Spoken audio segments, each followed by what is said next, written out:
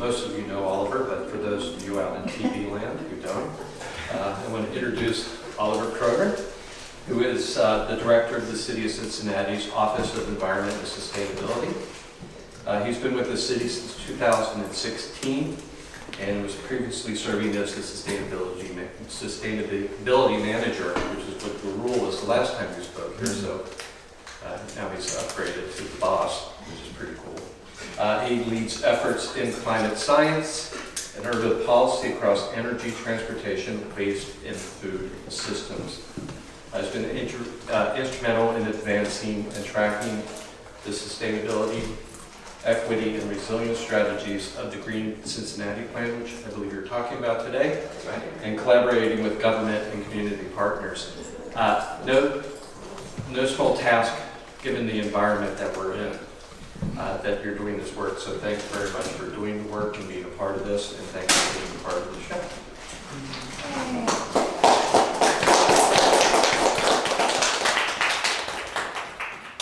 Thank you, Paul. We had a press release this week for the release of the Cincinnati region's first ever green workforce landscape analysis. It maps basically $11 billion of investment over the next 30 years and 40,000 jobs created through climate action.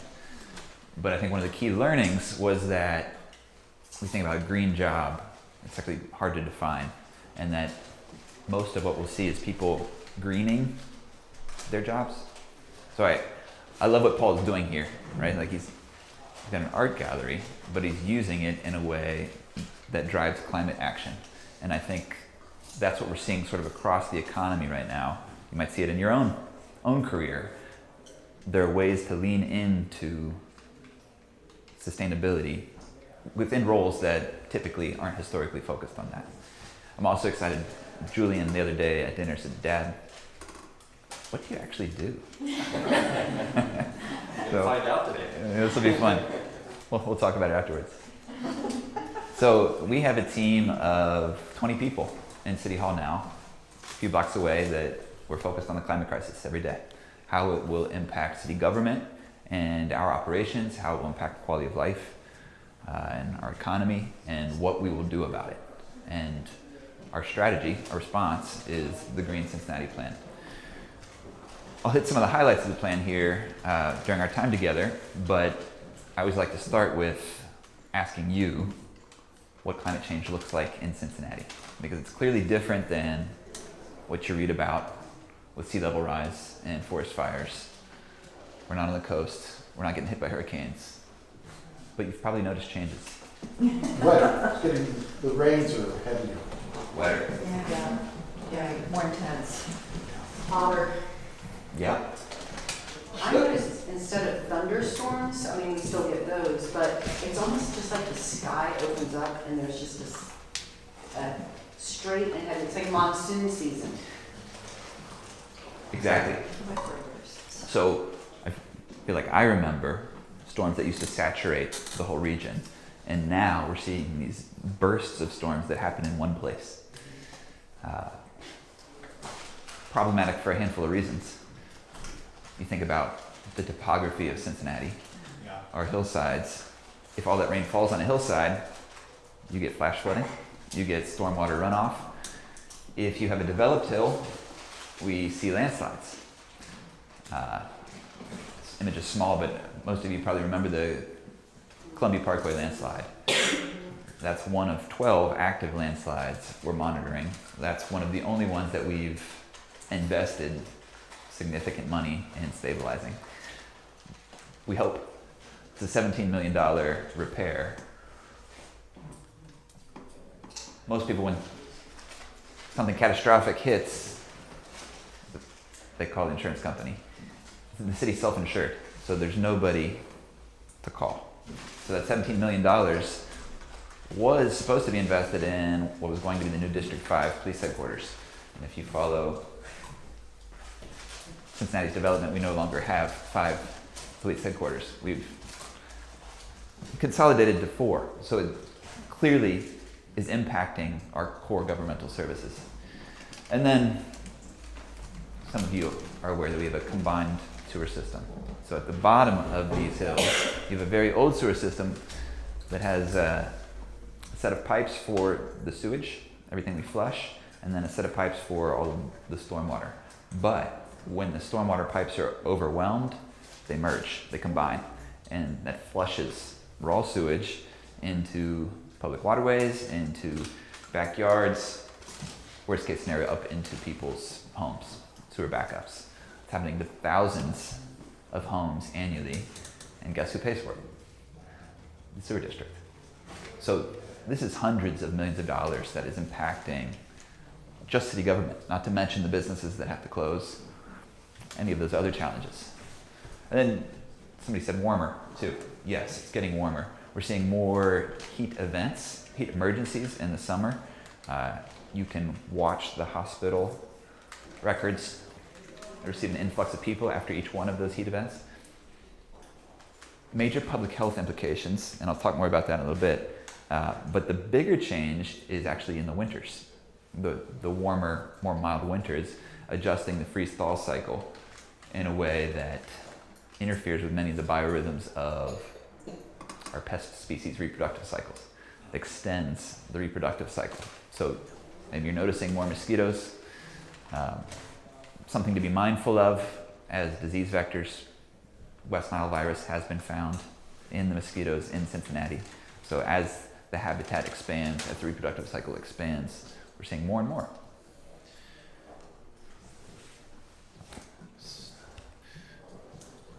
Does everybody understand what is causing the climate crisis at this point? I used to have to spend more time on this, and I feel like... Democrats.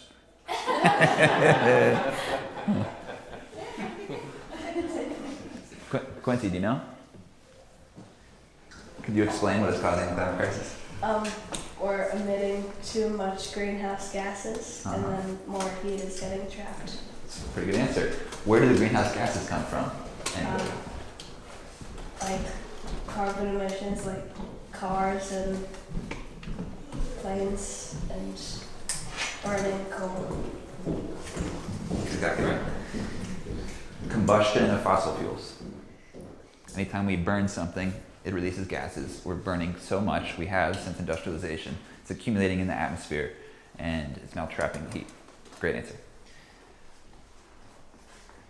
Harder question. If you look at this globally, where do you think most of our carbon is coming from? All around the world. The global north, US, That's a great answer.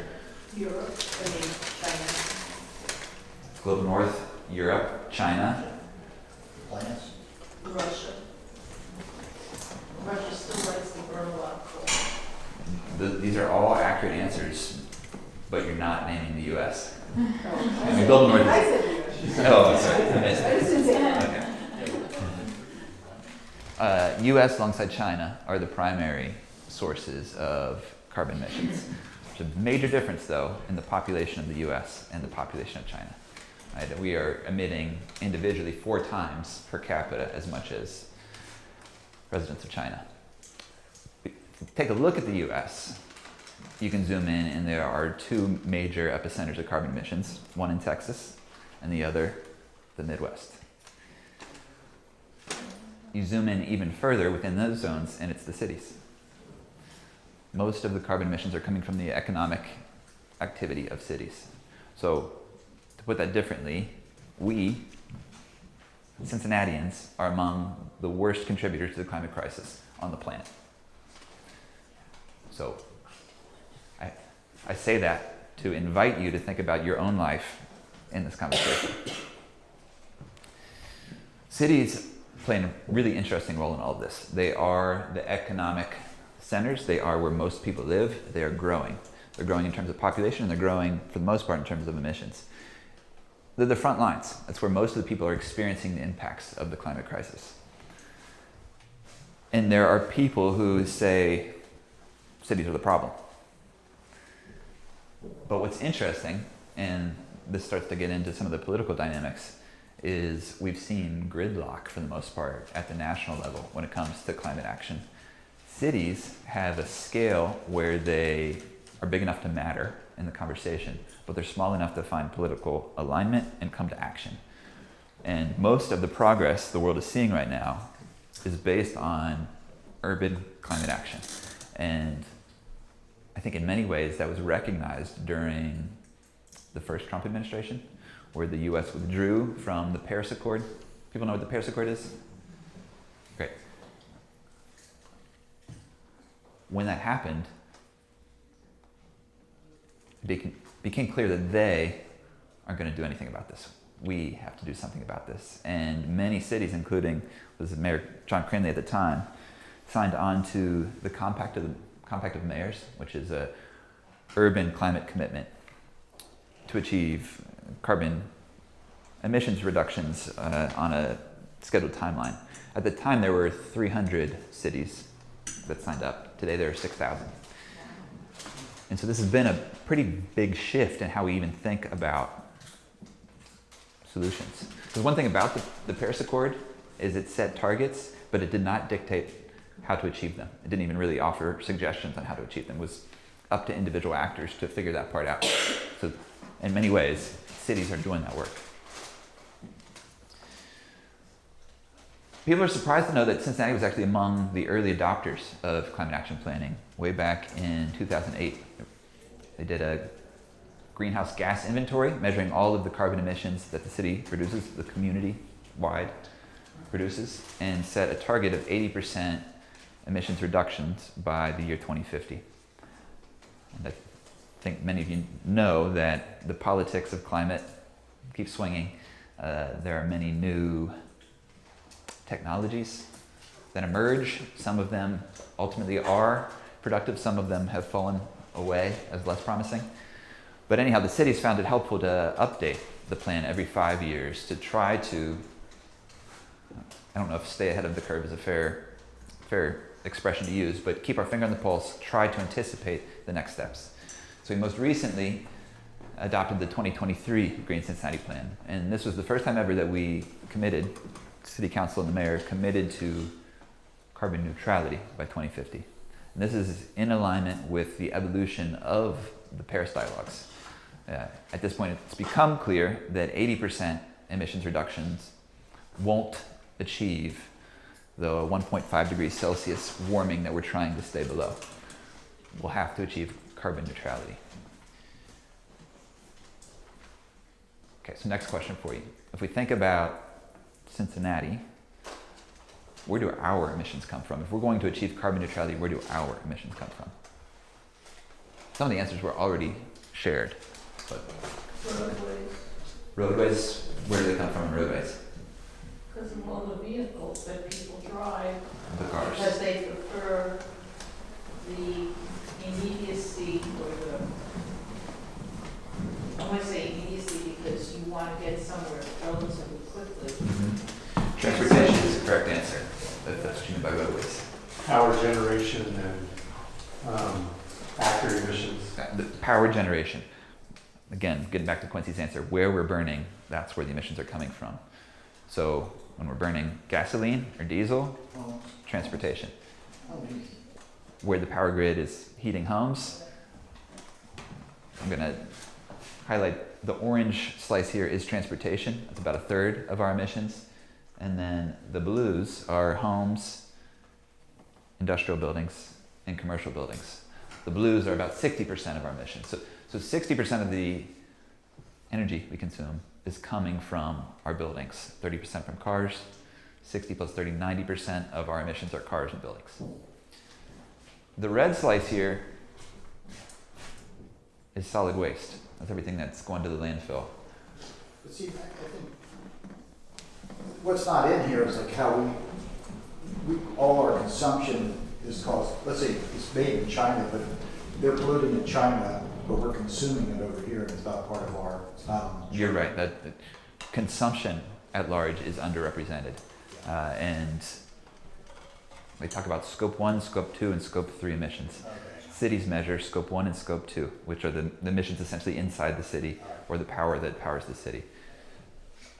It's not fair, but the emissions from growing food are attributed to where the food is grown, not where it's eaten.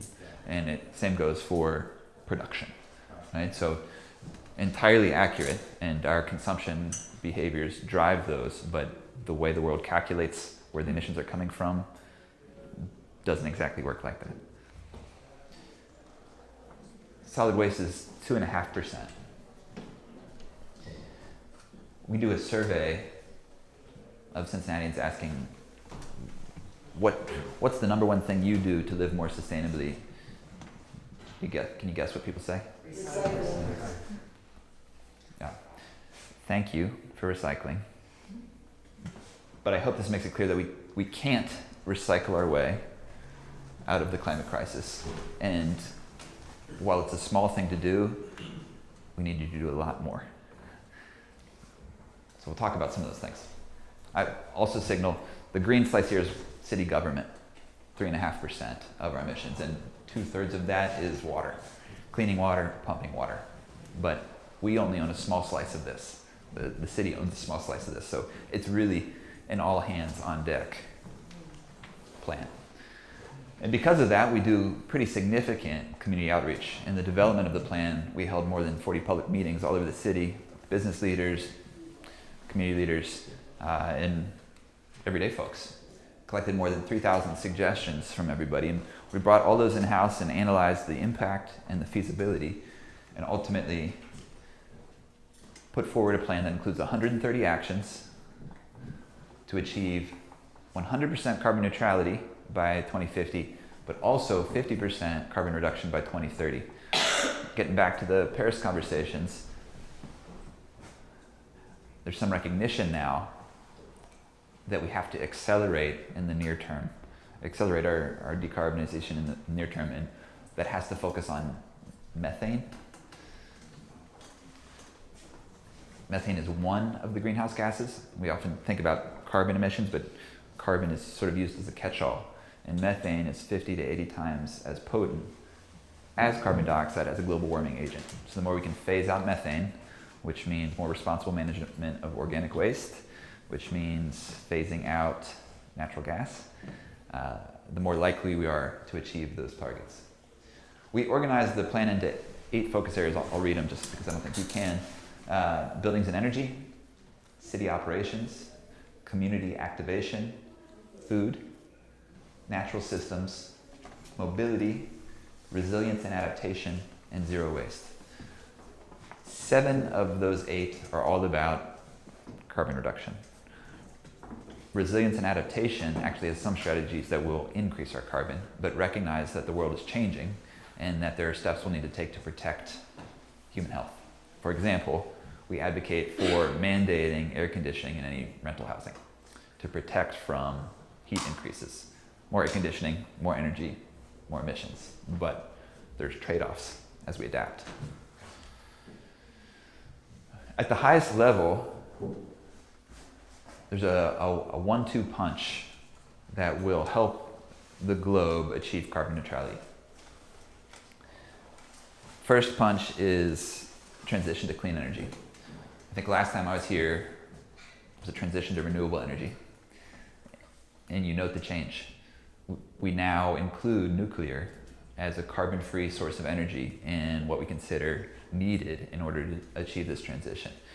I've not seen a global pathway to decarbonization that doesn't include nuclear energy. So it's a shift in the science. I think it goes without saying, most of our energy is coming from fossil fuels. And as we transition to renewable energy and nuclear, we are generating carbon-free energy. The second punch is electrification. So I think in Ohio, we used to be 95% coal-powered not that long ago. Today, at least in Cincinnati, we are less than 40% coal. So a pretty significant shift. Maybe some of you remember natural gas talked about as a bridge fuel. Natural gas has done most of the replacement of coal, and it burns cleaner. However, it has required significant investment in natural gas infrastructure.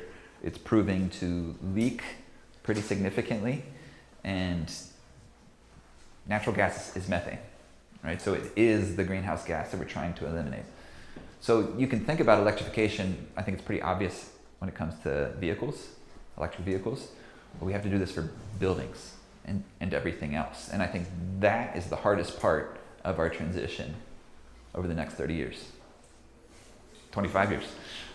Holly, Yeah. isn't there also the issue that some homes, even some of the luxury homes being built, that they're installing in the kitchen the gas range instead of the heating of the food, cooking of food being done with electric coils, for example, or those flat surfaces that Yeah. have You're getting right into the nitty gritty. Yes, buildings are still being built with natural gas, and many of us are still investing in appliances that use natural gas.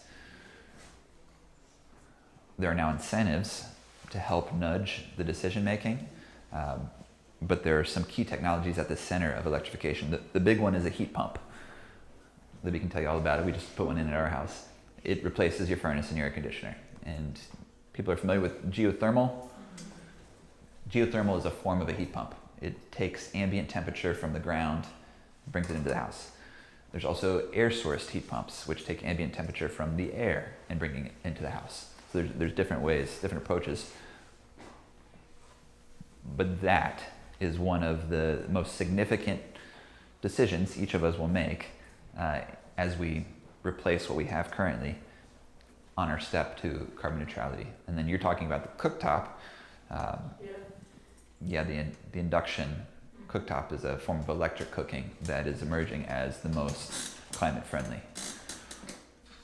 The Inflation Reduction Act, which I know is under fire right now politically, put forward a whole suite of incentives up to $14,000 per home for all of these efforts, for your heat pump, for your electric cooktop, for replacing your hot water heater.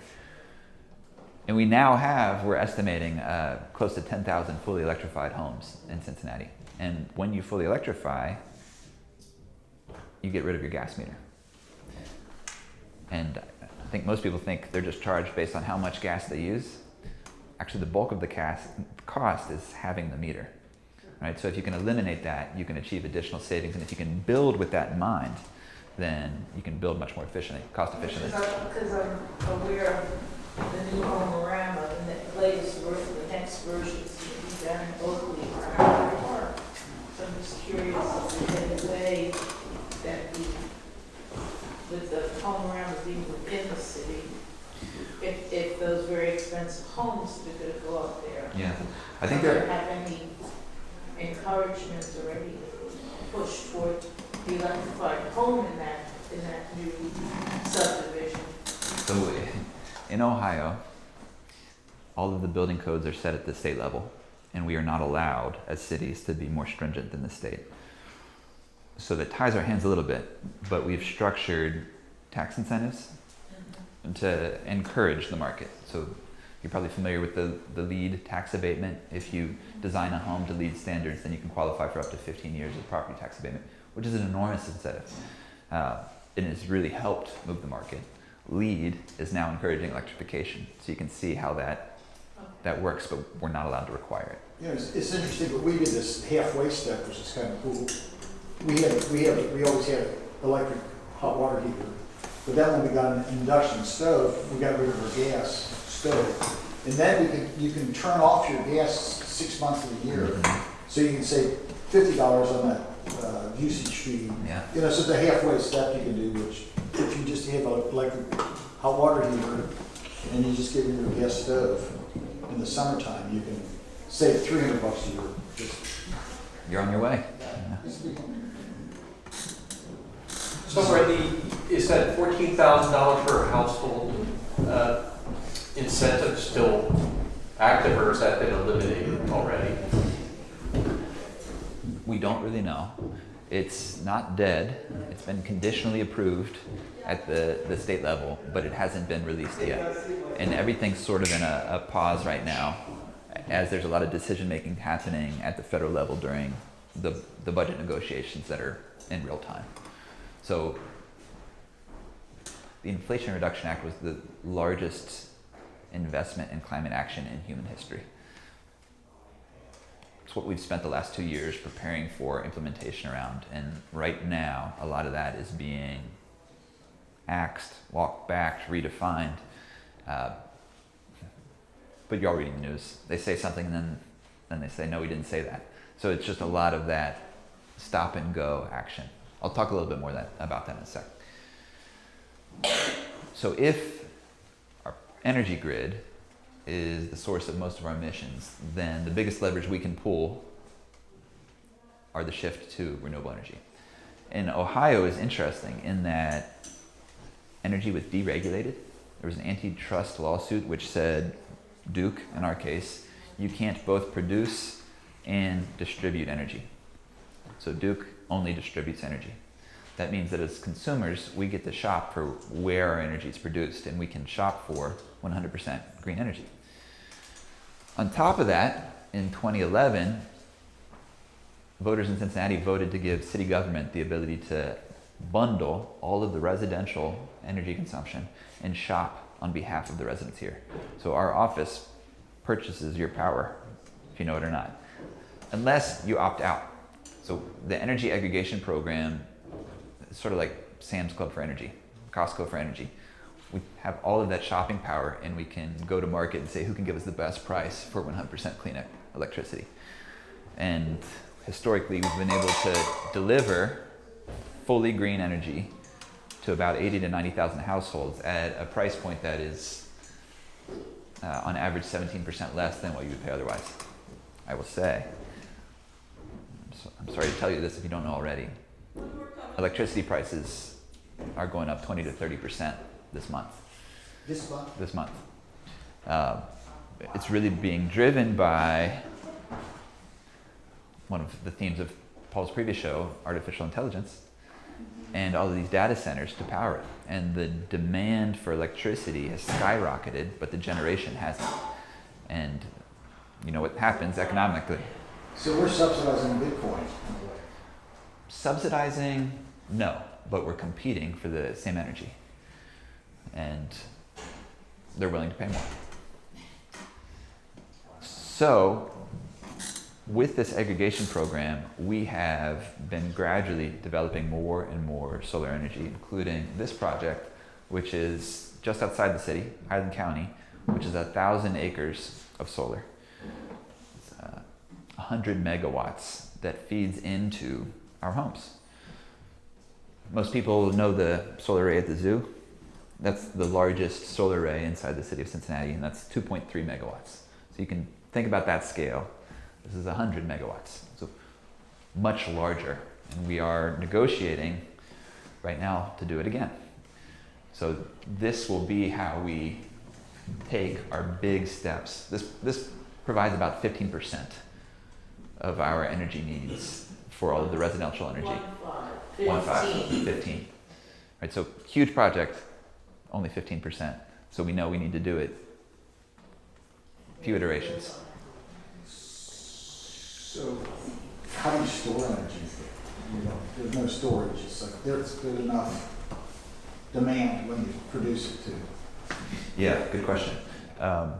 So many parts of the world that are ahead of us in terms of renewable energy are now facing storage challenges.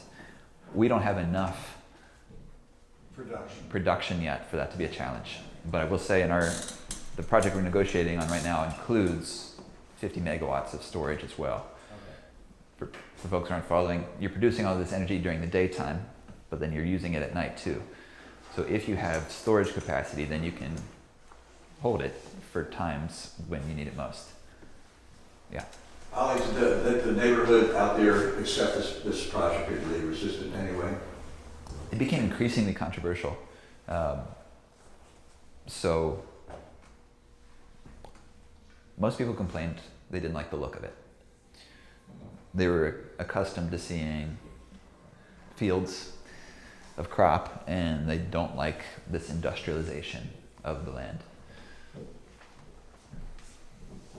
There are others who are very supportive of it and see the progress in it. Other people complained that you can't eat solar panels. And I think it's important to know that all of this acreage was soy grown for biofuel. So Yeah. it wasn't being eaten. And this is a much more efficient use of land in terms of the caloric energy produced than soy was. Yeah, I was in Spain a couple of years ago driving, we were driving, and we would see, like there's a lot of mountain sides, and we would see solar farms, and then you would see olive trees, and after a while, they really were combining these things, so I don't see why it can't, I mean, it was still beautiful, the countryside was still beautiful as you were going by. I feel like it's just in the United States, we're not used to seeing it, we don't know how it could be. And if, you know, like, I feel like vision takes somebody who can clearly kind of show that road ahead and what it could be like. I mean, I always think about how in the 1960s, how they got everybody on board to say we're going to send somebody to the moon, and it became a vision that somebody, and everybody was looking in the same direction and inspired by what could be.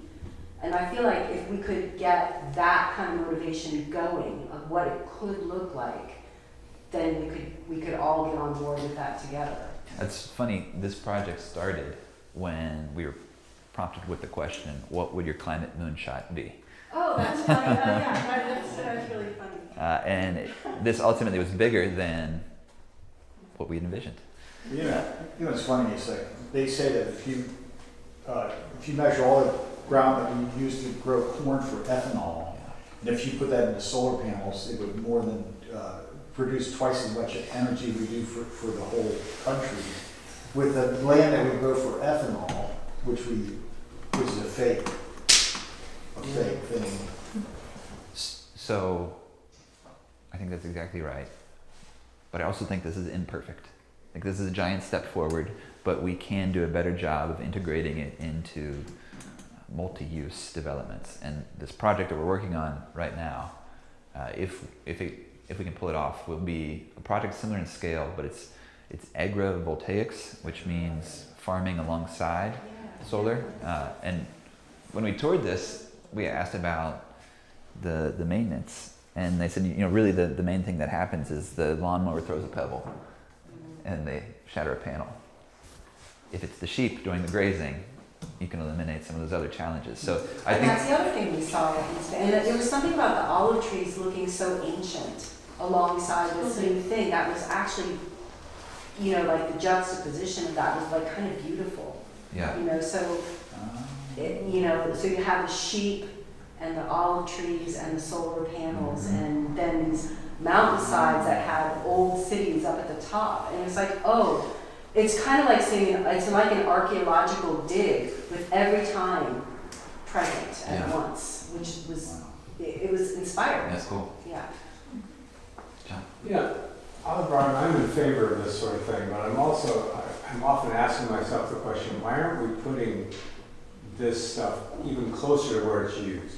Why aren't we covering every rooftop in the city with solar panels? Why aren't we using smaller scale wind turbines on the corner of every bridge and every building to generate more of this renewable closer to where it's used? Because I think a lot about, like, you know, imagine how much copper cabling has to go in to create a field like we're looking at here. Yeah. Miles and miles and miles of it, right? And copper is a limited resource too. And, you know, if we move it closer, we use less of that resource. I think the short answer is you're right, that would be preferable. However, there was an economic fight during the invention of electricity around whether there would be centralized or distributed energy production, and centralized won. So our grid is built for something that looks like this and then distributes it rather than receiving energy from every direction. And that's one of the reasons that utilities have a harder time getting on board with rooftop solar adoption, is because it's so much more complicated for them to receive energy, because it's not how the system was built, it's not how their programs are designed. That on top of, roofs are complicated. They're all different angles, they're made of different materials, most of them need to be replaced already, and it just adds a cost and complexity to every project. But I would say we've now put solar on 40 of the city facilities, and we're procuring for 6 more right now. So as we renovate roofs, we're doing that, and people are too. We have solar on our roof. I mean, it is a very viable option, but it requires individuals to make the investment and have a rooftop that. I was thinking more in terms of commercial and or, city-owned, neighborhood-owned schools, that sort of thing too. Yeah. One thing I love about the zoo is the way they have it over the parking lot, because, parking lots are less beautiful than fields to begin with, and we have no shortage of parking lots. I don't know. I also love the zoo's solar array. They're financed differently than the city is, and the cost for doing that, like on a per watt basis, I think was close to 4 times this cost. Right? So in an urban setting where you have other priorities, maybe you can justify some of those costs. Taxpayer institutions don't often get that leniency.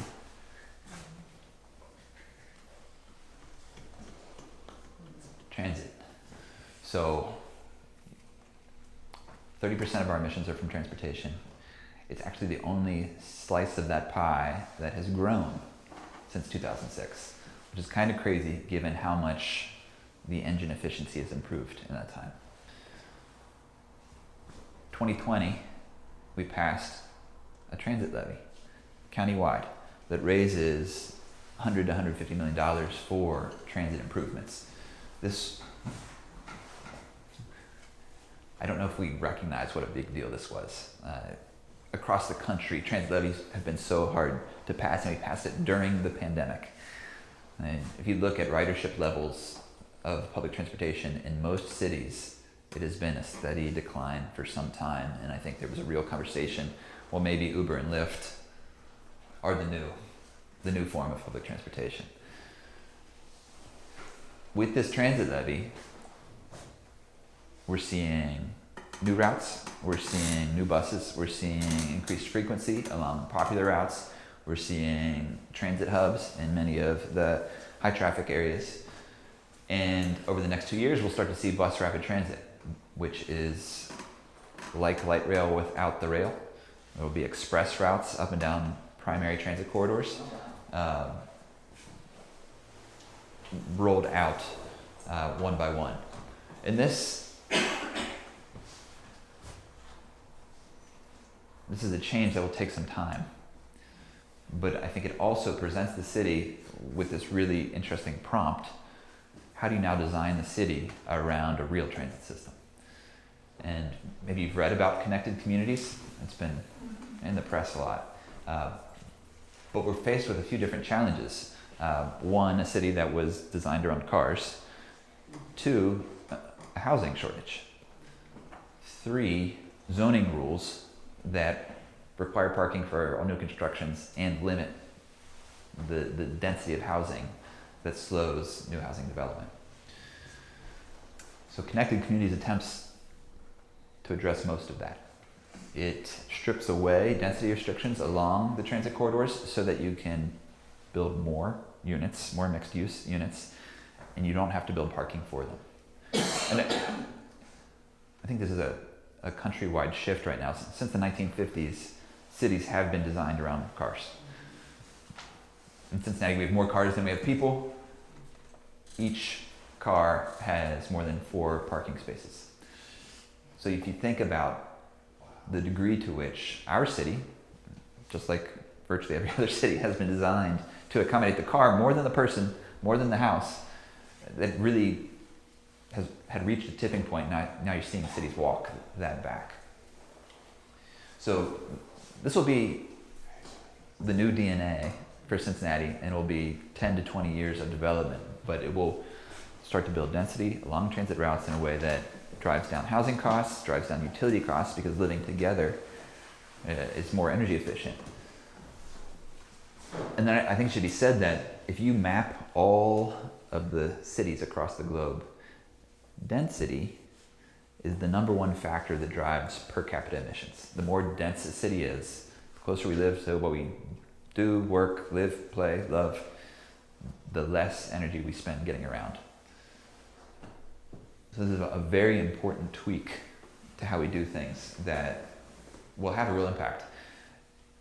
I should say that Cincinnati, since the pandemic, is in the top 3 for rider recovery in public transit systems. So we've fully recovered pre-pandemic levels, which very few cities have. So this is starting to get a foothold. Covered that mostly. So vehicle electrification is the other major component of our transportation strategy. This is something that in the 2018 Green Cincinnati Plan, we thought autonomous vehicles were really going to be the major driver of decarbonization over the next 5 years, and that has been a whiff. Electric vehicle adoption has been so much faster than expected. People heard of food deserts? The idea that there are parts of the city where you can't access food. There isn't a grocery store.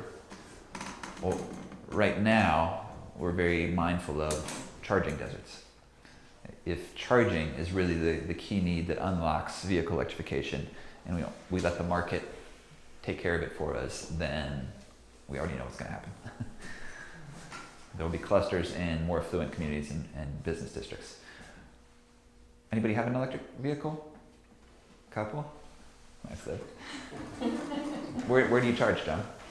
At the gym, at home, occasionally in the city, I'll find, and I know most of the parking spaces are where you can plug in. Yeah. So currently, more than 95% of charging is at home. So people think they need a gas station, but actually, if they have a plug, it'll work. Yeah, I use 110 overnight. Same. So 110. There's 3 types of chargers. Level 1, which is just your regular outlet. Level 2, which is more like your dryer outlet. And level 3, which is double that, double the amperage, double the voltage. And that's called DC fast charging. So you can fully charge your car battery in 20 to 30 minutes, depending on the size of the battery. A few things to say on this. We're electrifying our city fleet. We have 2,000 vehicles in operation, and we now have 70 electric vehicles. And there's been so much resistance, cultural resistance, fearful that the EVs won't be able to have the necessary range. So we did this big analysis of all of our vehicles and found that 80% of them are driven less than 30 miles a day. So a 110 outlet overnight will work just fine for most of our vehicles. But I think so many people buy their car thinking about that one weekend, that 1 week where they do a road trip, rather than their daily average. And the more we can shift to what do I need day in, day out, and then find a different solution for that big road trip, the faster we can get here. This is a space where we've had pretty significant federal grant funding that is looking dead. So we just finalized a contract with a company called Green that will begin installing charging along curbs in the OTR and downtown district, and then beyond.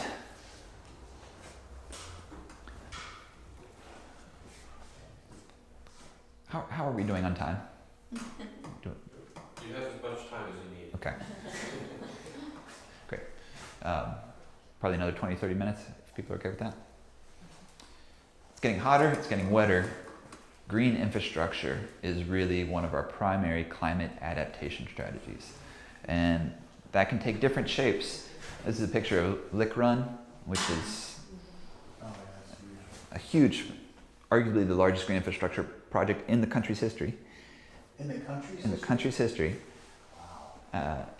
Where we had a zone of the city that was essentially commercial development in the valley that continued to flood. And ultimately MSD said, well, we can't just keep paying to renovate this every time it floods. And the land was purchased. And the big pipe that was underground was daylit and turned into a creek. So it's now a very lovely stormwater capture technology. But that's large scale. We also think about street trees. So we now have 85,000 street trees planted across the city. And our Parks Department has a GIS map of every tree they've planted. They know when it was planted, what species, when it was maintained, and they're able to track which species are thriving and which are not under these changing conditions. So there are now trees that they won't plant anymore because they no longer thrive here. Talked about heat. We got a grant from NOAA a couple years ago to do an urban heat island assessment. We had a bunch of community volunteers attach thermometers to their car, and over the course of a day we collected 10,000 temperature points, all feed back into a map. Map of Cincinnati. You can see sort of the veins of deeper red and then zones of blue. We see a 10 to 15 degree difference in temperature in certain parts of the city than others on a regular summer day. It's driven by how the city is built. You know, if there's more pavement, more parking lot, more building, less green, it gets hotter, soaks up the heat, stores the heat. You can see Mount Airy, it's nice and cool. For a long time, the city had a goal of 40% tree canopy coverage, which we've now hit. We're now at 43%. Sort of considered the gold standard for any city, and I will say it's very healthy. Our tree canopy is very healthy compared to most U.S. cities. There are many cities that are below 15%, so we might take it for granted, but it's an asset here. But then when an analysis was done of community tree canopy levels, you can see Mount Airy's 67%. Downtown OTR, we're at less than 10%. And I don't know how well it comes across from the back, but strong correlation between tree canopy coverage and urban heat island. And so this prompted the city to recalibrate its goals and focus tree planting efforts first and foremost on these under canopied communities. So we now have 30% minimums for residential communities before we plant in other spaces, in other communities. And I highlight this as one of our climate equity strategies. You'll hear those words paired together frequently. And this one's easy to symbolize, but we're doing this with charging access. We're doing this with energy poverty, on where we invest on energy efficiency solutions in low-income communities. We're attempting to do it with renewable energy generation, where we produce energy that is first delivered to our lowest income households. The idea being that as we think about resilience, there are clearly some communities that are more vulnerable to these changes than others. And the more we can protect those communities, the more we can protect the population. Yeah, Oliver, there's that secondary benefit for human health, reduction in violence. All those things happen where you have a better tree canopy in neighborhoods, and where neighborhoods that have fewer trees have more violence, more illness, etc. I'm impressed you know that. There's actually an academic study that looks at the West End before and after Emerald Ash Borer, when we lost so many trees, and you can see a clear correlation in crime rates directly correlated with tree canopy. But I feel like that's an undertold story. Not very well. Nope, not very well. This is one of the new initiatives I'm very excited about. It's one of Mayor Aftab's favorite things to talk about. It's called biochar. This is an ancient technology that's now re-emerging as a popular climate solution, used by Amazonian farmers 2,000 years ago. It basically takes woody organic material, undergoes pyrolysis, so high heat without oxygen, turns it into something very similar to charcoal, or at least looks like charcoal. When it's mixed with soil as an amendment, charcoal's real porous, so is biochar. It soaks up water during these big storms. It soaks up nutrients and feeds them back into the soil. So during a major storm, captures that water. During a drought, it releases that moisture and nutrients back into the soil. I mentioned we have 85,000 street trees. 20% of the trees we plant each year die. Whether it's hit by a car, drought, storm, vandalism, whatever. Biochar is proving to increase the rate of growth and improve survivability of the trees. And you've heard of carbon capture, carbon sequestration. A lot of people think about trees as the solution for that, and a lot of the science is suggesting that trees are just okay for carbon capture. Soil, if it's prepared to receive carbon, is really where the opportunity is. So the trees can move carbon from the atmosphere into the soil, but the soil needs to be prepared, and most of our soil is not.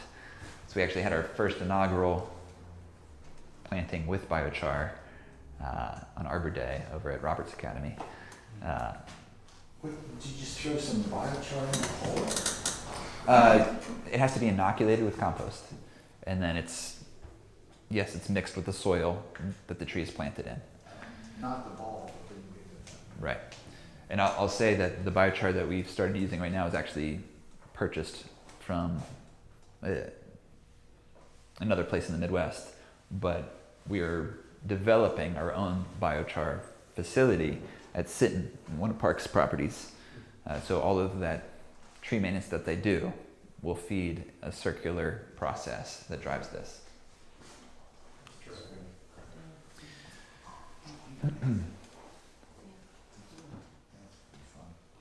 So in 2021, we published a report we called the Climate Equity Indicators, where we looked at 55 different metrics for each community, a combination of climate risk and socioeconomic risk, and paired risk and exposure to map where we had vulnerability. If you think about it, the communities that are vulnerable to landslides are different than the communities that are vulnerable to urban heat island. Communities that are vulnerable to air pollution and asthma are different at the top of a hill versus the bottom hill. There are risks that present differently. And then socioeconomics are all over the place. You've probably seen or heard the stat, but we have a 25-year gap in life expectancy from one community to another in Cincinnati. So really incredible, intractable disparity.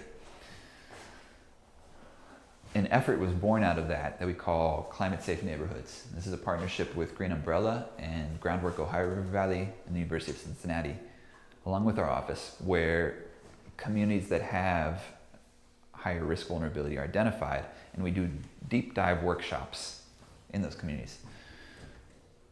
We have so much data.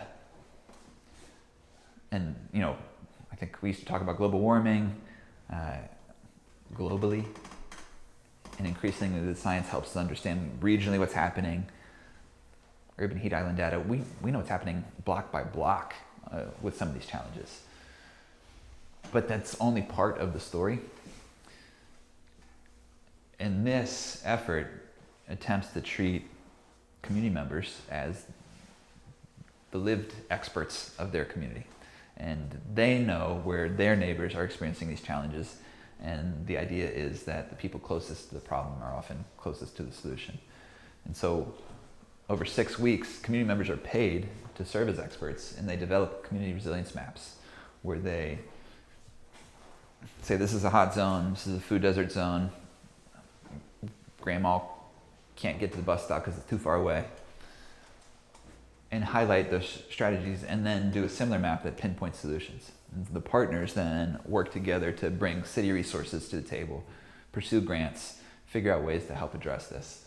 So in Lower Price Hill, helped open a market, helped install red bike stations where people were having trouble accessing, installed a bus shelter where one of the bus stops was in a heat island.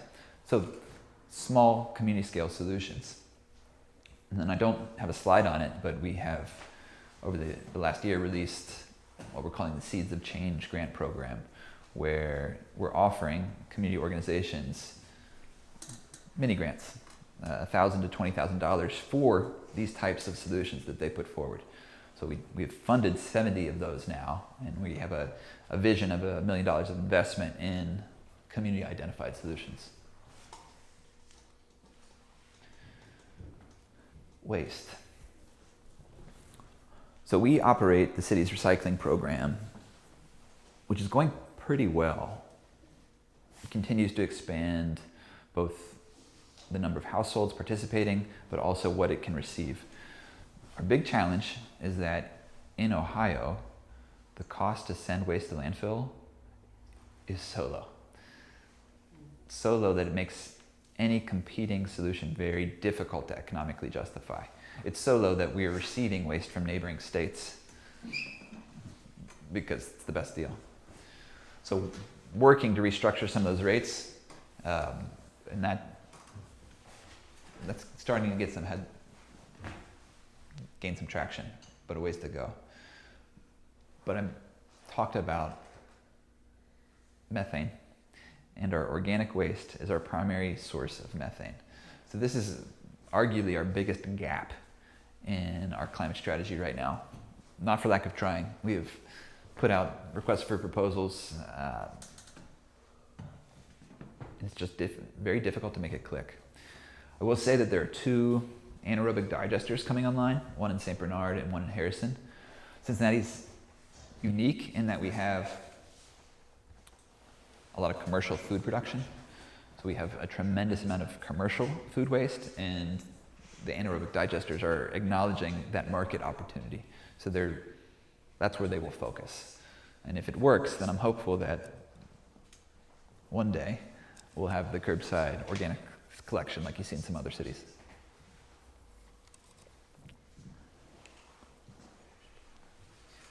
So most of you... I'm sorry, to interrupt. Yeah. Does that mean that we'll have more distributed digesters like you're talking about to handle that waste, or is it? The digesters that are being built have far more capacity than they have contracts for at this moment. You know, they're coming online, they're establishing themselves. So we'll have to wait and see how well it works. But if it does work well and they continue to have capacity, then I think there's room for us to think about actually having a place to send this. I think Kroger is sponsoring one of them, aren't they? Kroger, my understanding is Kroger has a contract with one of them. I don't know about sponsoring. No, thank you. Appreciate that. People have one of these. You have a question? Well, our concern, I mean, what about street festivals? I mean, they create immense amounts of waste and we see no effort to recycle, compost, separate the trash. Well, there's immense effort to recycle, and we have... We were just out at the Asian Food Festival, you couldn't find the recycling thing. I mean, they were pushing plastic out. Yeah. So, Well, are they required to, is there any requirements for them? That's a requirement, is a recommendation of the Green Cincinnati Plan that hasn't come to fruition yet. We do have recycling, curbside recycling now throughout this region, the downtown region. But if the vendors aren't selling things in recyclable content, it's for naught. And I think you know that we passed a single-use plastic for, what's what I'm looking for? What's the word I'm looking for? Bag takeout material.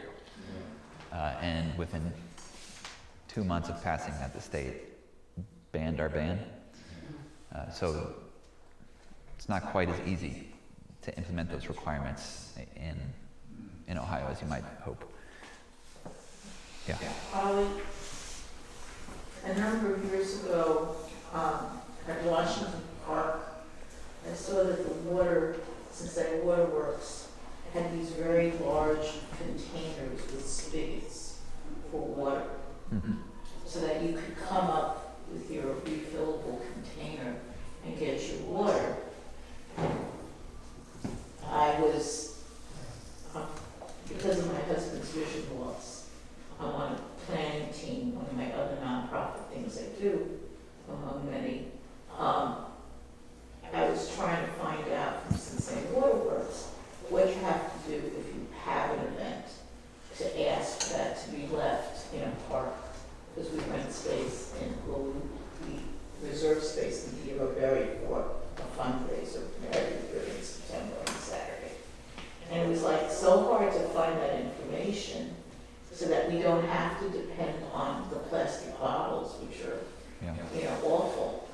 seems like if you want to avoid plastic bottles, the best way is to have that big, like, some truck brings it and leaves it at the event. It was left at Washington Park very early on when Washington Park was first finished being rehabbed and beautified. I honestly don't know what those are. I've seen them for watering plants, but I haven't seen them for potable water. This is like something that's as tall as me or slightly taller, and it's kind of almost the width of that table, and probably 2 to 3 times deeper. It's a huge container that has potable water. And they dropped it off at Washington Park on the Elm Street side near the entry to the parking garage. I'll have to ask about that. Because it's, to me, it would be a no-brainer to kind of really push that out when you have these festivals, even though everybody wants to make money selling the water. But if we could come up with a better system for something like that, we would avoid some of the plastic waste. It's a good suggestion. Okay? If you live in Cincinnati, you probably have one of these recycling cans at home. We have these at about 90,000 households right now, and each one has an RFID chip in it. So when the truck comes to service it, the truck is alerted and sends that information to a database that we have down here of everybody who does recycle and who doesn't. And that is now the largest behavioral data set of recycling behavior. And we use it, we can see some neighborhoods recycle very well, participate very well, others do not. And Sue, who runs our recycling program, has budget to do recycling outreach. And when we received this information, she hired door knockers to go to the low performing neighborhoods and talk about the environmental importance of recycling. And we waited for a couple months and saw no change, which was frustrating. But because we get this real-time feedback, she could experiment with different strategies and came to understand that the best indicator of whether you recycle is if the household next door recycles. And that's been kind of an epiphany, both for the recycling program and everything else we do. So much of this is a behavior change campaign. So we changed the way we talk about it. The environmental importance is secondary to the fact that all of your neighbors are doing it. You should too. And with that communication, we've seen leaps in participation rates. But I want to ask you to think about that and reflect on it in your own life, that the degree to which our behaviors are shaped by the people around us. We had a solar installer say, oh yeah, the solar contagion. You can go into a community that has no solar, that goes on one roof. All of a sudden the neighbors say, hey, does that work here? We want to quote too. Electric vehicles, same thing. It happens much the same way a disease spreads. It is truly contagious. And if you need a reason to lead by example, everybody's watching, whether they know it or not. Federal funding. So when we adopted the Green Cincinnati Plan, we set a goal of raising $5 million for implementation. And in 2 years, we raised $48 million. Never seen anything like it before. Incredible support from philanthropies, partnerships, Inflation Reduction Act. And so you might imagine the last 100 days has been pretty choppy for a lot of these programs that we've had underway. Everything was paused at a federal level. Courts re-released some of it. Now one by one, for the most part, things are being terminated at a trickle. Or we're receiving notice that we have a grant, but it can no longer primarily benefit low-income communities, which most of the grants were structured that way. I don't know if you've heard of Justice 40, but Justice 40 was a Biden executive order that required 40% of all of the money land in low-income communities. So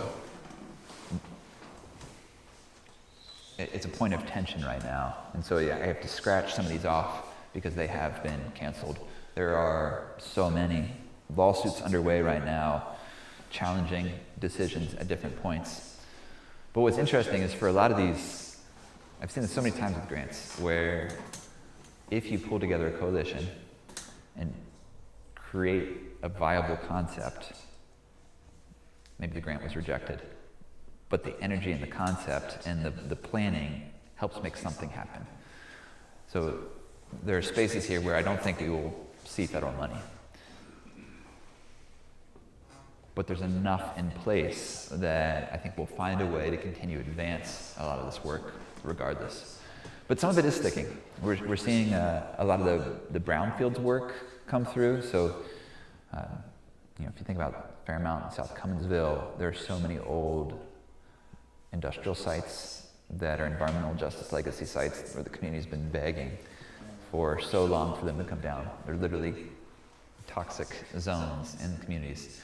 We've raised a lot of money to bring those down and paint a clean slate. The big question mark right now, so the Inflation Reduction Act was $500 billion.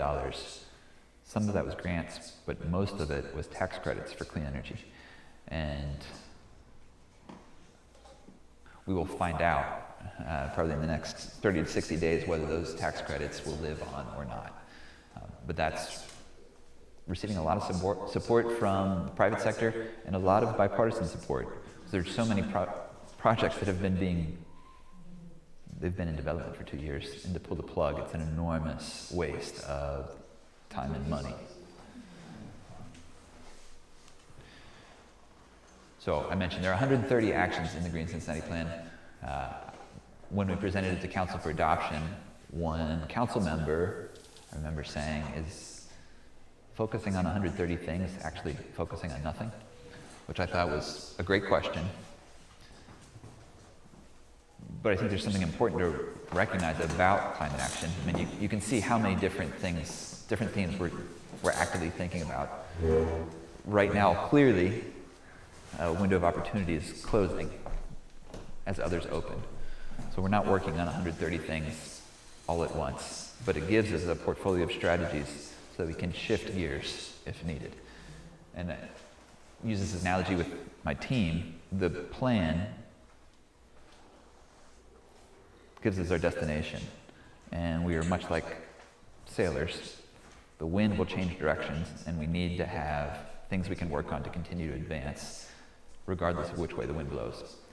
And it's changing direction in the most significant way I've experienced in my career right now, and we're figuring out what that means, how to pivot.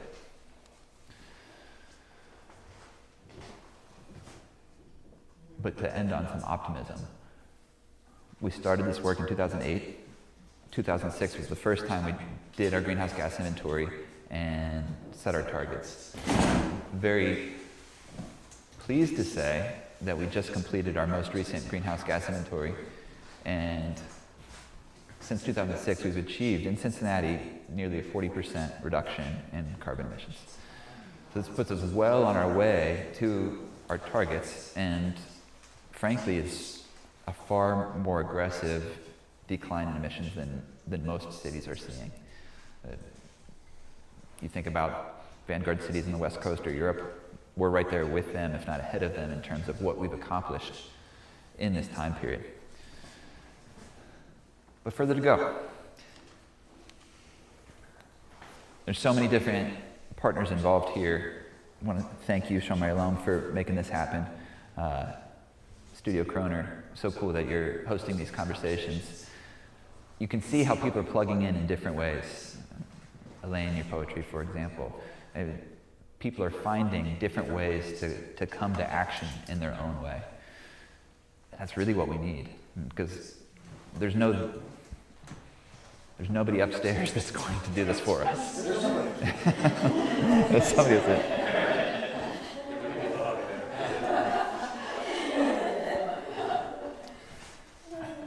is a mural in Helsinki. The next big thing will be a lot of small things. And I think we have to face the reality that this is in our hands, each individually, and that we have to find a way to take our next steps. So if you're recycling already, that's great. I hope I've given you some ideas about what else you could do, but I'll name the big three. Your next furnace, plan to make it a heat pump. Your next car, if public transportation isn't a good option for you, please make it electric. And find a way to procure renewable energy. We make that very easy in Cincinnati. If you live in the city of Cincinnati and do nothing, you're receiving renewable energy.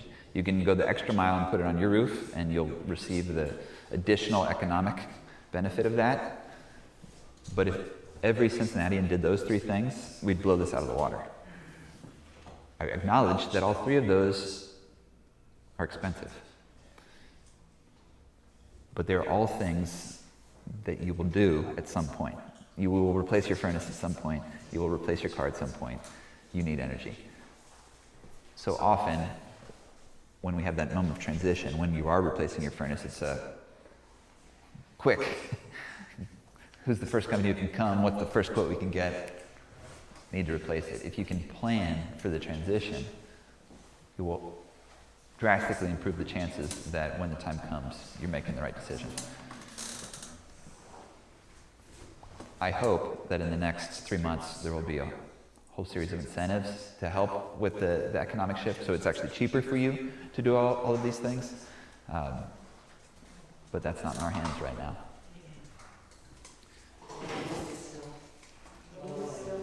The wind is still blowing. Yeah. But even without the incentives, the operational savings avoided, the operational costs avoided in these shifts are significant over time. So different ways to think about that economically, but invite you to do that. Thank you for coming out today.